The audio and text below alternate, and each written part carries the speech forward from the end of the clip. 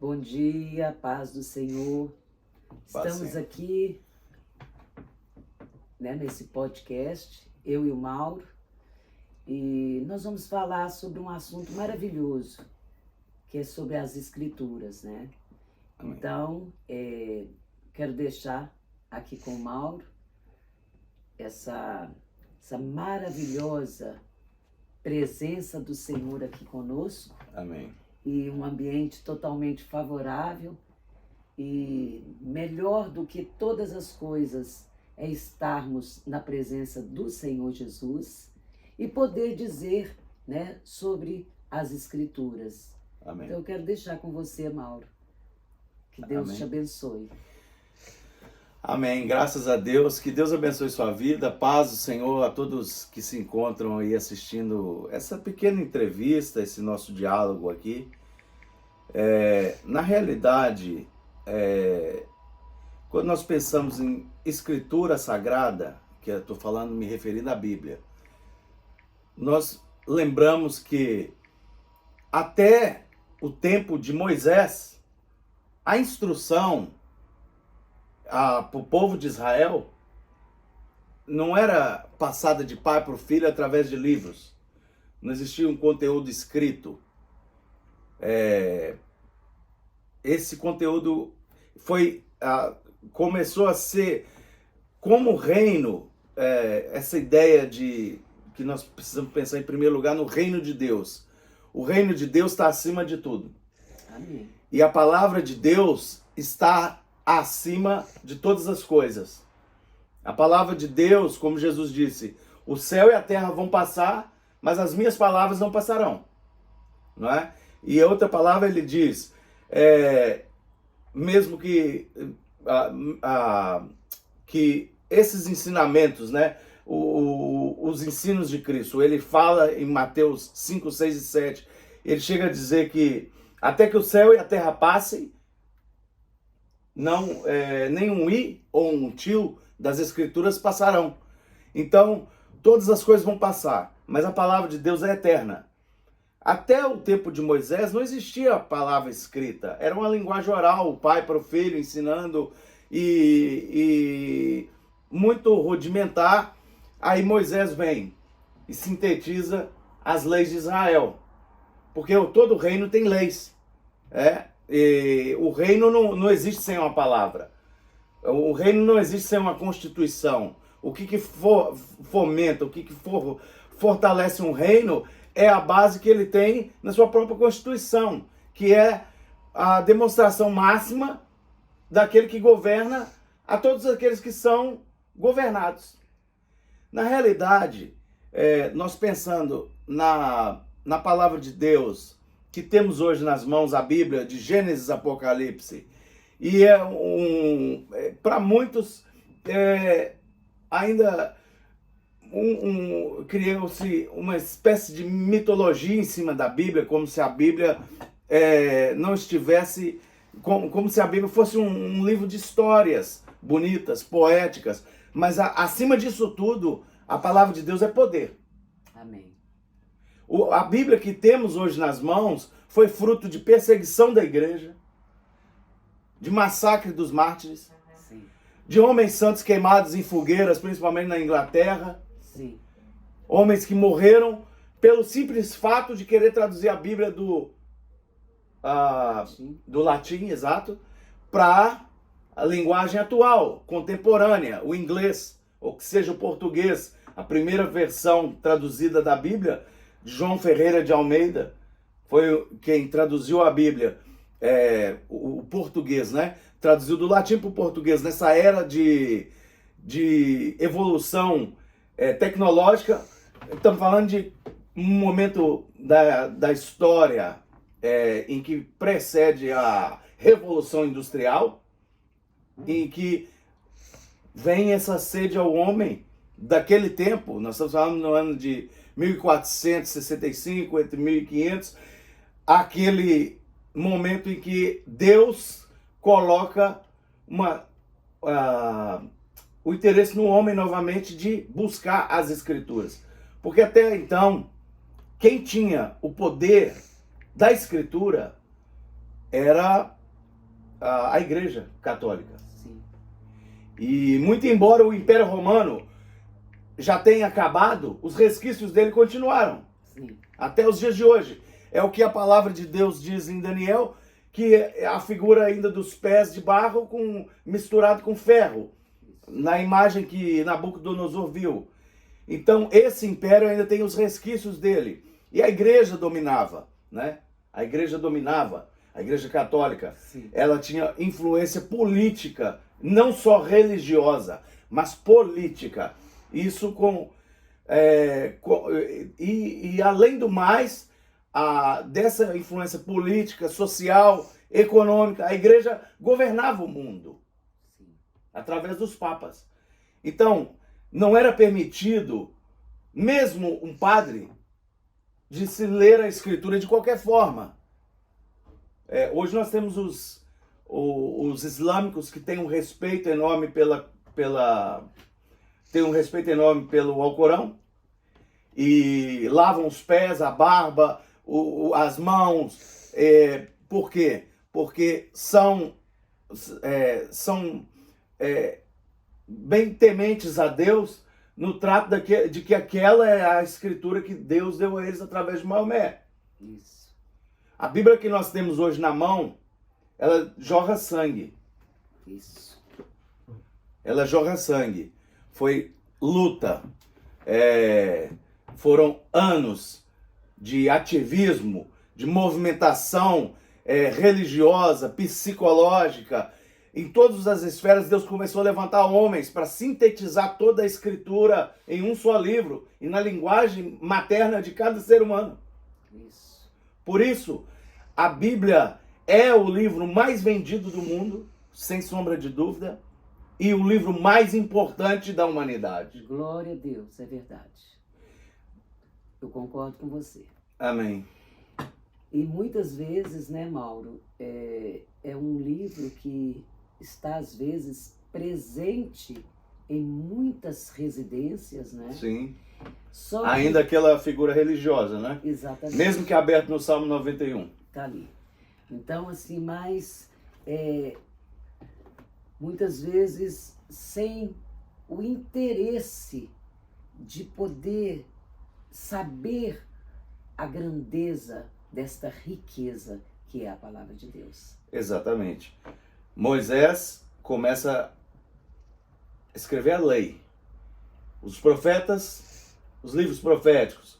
Nós temos o Salmo, nós temos todos os 66 livros que não estão dentro da canonização católica, né? Porque tem os livros apócrifos que foram colocados à parte e no concílio ele não foi aceito como sendo livros inspirados por Deus, mas tem algo ali de divino, de ensino, porém não aceito como sendo inspiração divina. O que nós temos, a Bíblia, ela completamente é inspirada por Deus.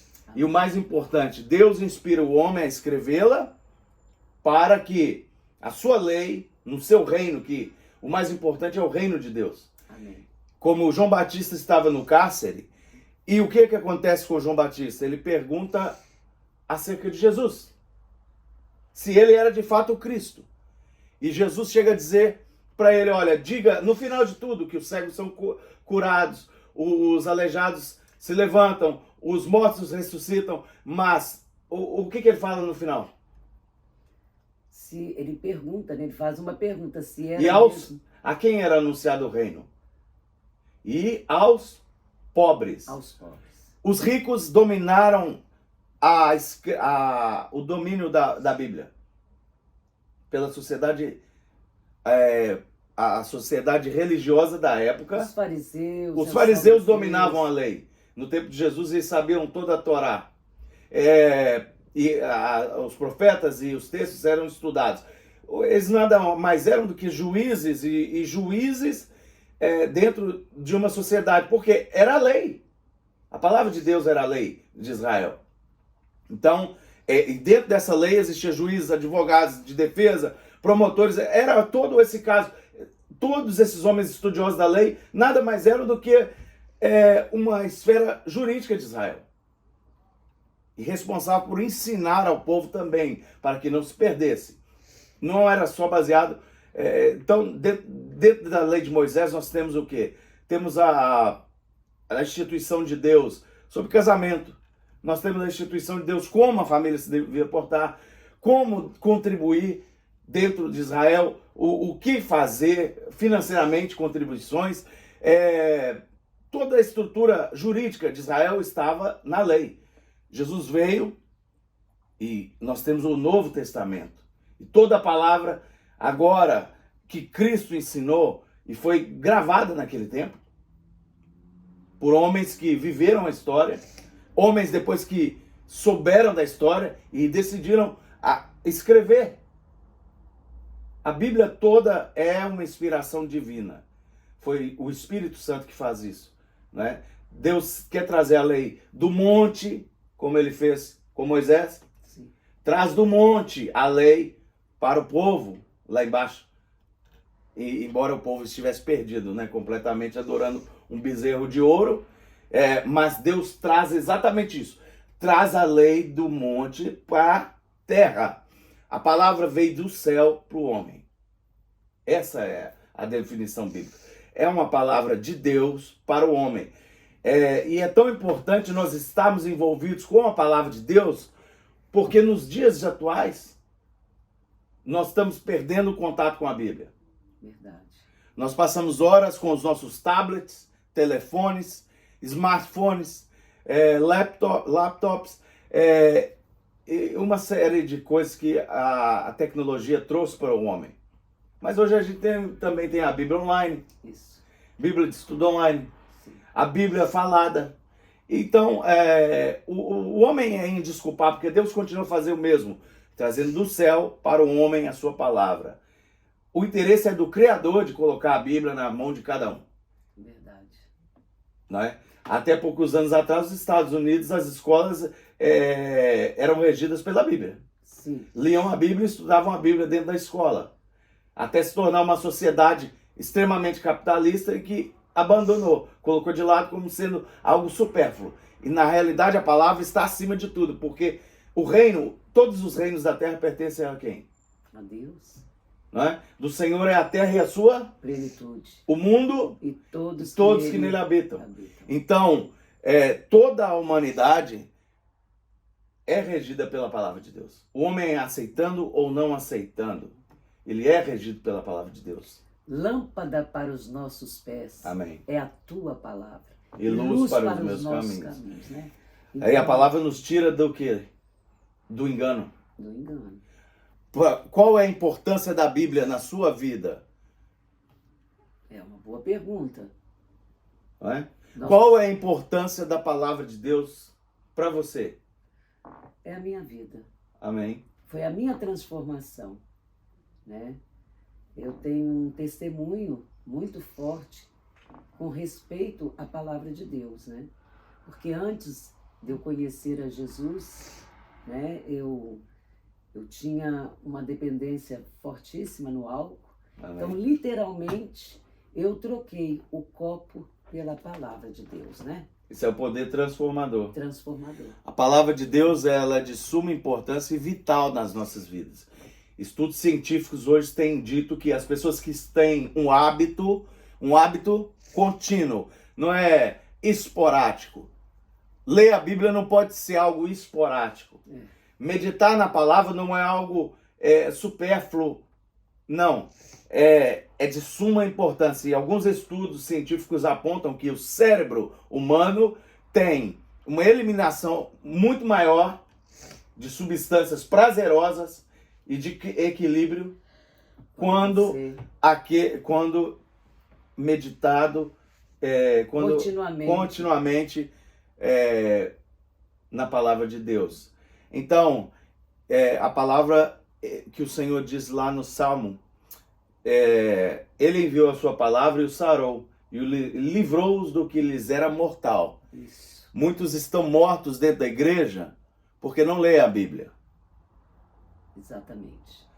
Jesus disse o quê? Conhecereis a verdade e a verdade, vos libertará. e a verdade está aí nas nossas mãos. É verdade. A verdade é a palavra de A Deus. palavra de Deus é a verdade. É. E a libertação nossa vem através da palavra. Isso. E Jesus também disse, né, como Senhor, né?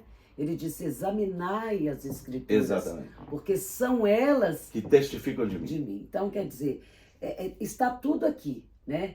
Esse tempo todo, né, que temos visto, as pessoas às vezes tão com uma situação tão pesada no dia a dia, né, sem uma direção.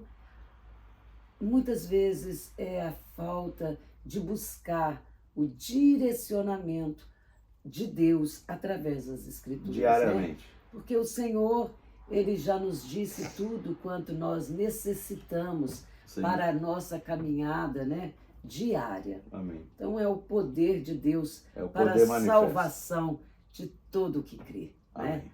Que maravilha. Então, nós vamos ficar por aqui. Vamos ficar por aqui, mas não vai ser o fim. Não, nós vamos dar continuidade, né, a esse trabalho maravilhoso que nós iniciamos nesse dia. Amém. Que Deus te abençoe e que a graça do Senhor se manifeste sobre a sua vida, né?